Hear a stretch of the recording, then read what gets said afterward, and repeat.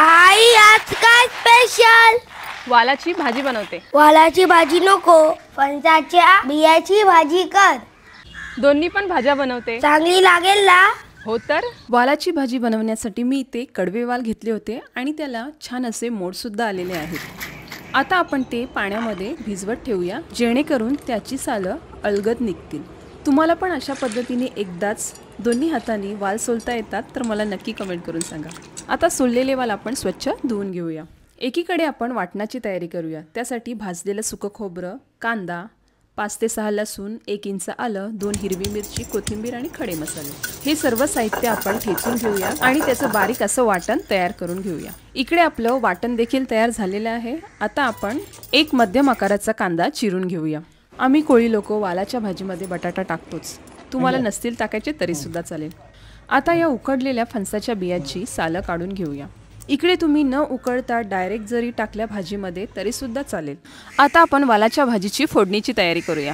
कढई गरम झालेली आहे, त्यामध्ये तेल घालूया आणि अर्धा चमचा जिरं, हिंग, कढीपत्ता, त्याचबरोबर बारीक चिरलेला कांदा घालूया। कांदा नरम पडला की त्यामध्ये सोललेले वाल घालूया आणि त्याला झाकण देऊन वाफेवर 5 मिनिटे शिजवून देऊया।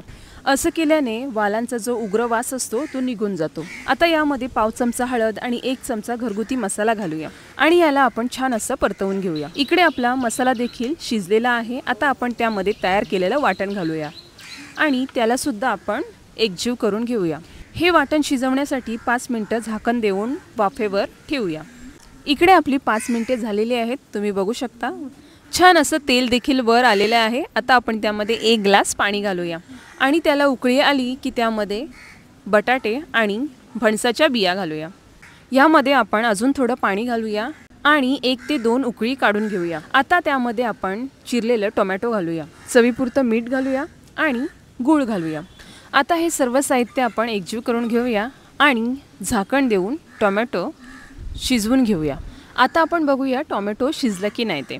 इकडे तुम्ही बघू शकता आपले टोमॅटो काय मस्त असं शिजलं गेलेलं आहे आणि वालसुद्धा मस्त असे शिजले गेलेले आहेत। आपली भाजी इकडे तयार झालेली आहे। तुम्ही रंग तर बघा, एकदम सुरेख आलेला आहे। बघता क्षणी खावीशी वाटणारी अशी ही वालाची भाजी। आमच्या कोळी लोकांकडे गणेश जयंती, चतुर्थी किंवा पूजा असेल तर ही वालाची भाजी नक्कीच बनते। ही भाजी तुम्ही गरमागरम भात, तांदळाची भाकरी आणि चपाती सोबत सुद्धा खाऊ शकता। आम्हा कोळी लोकांना वालाची भाजी म्हणजे स्वर्गसुखच। मग कशी वाटली वालाची भाजी? आवडली की नाही? आवडली असेल तर सबस्क्राईब करायला विसरू नका। धन्यवाद।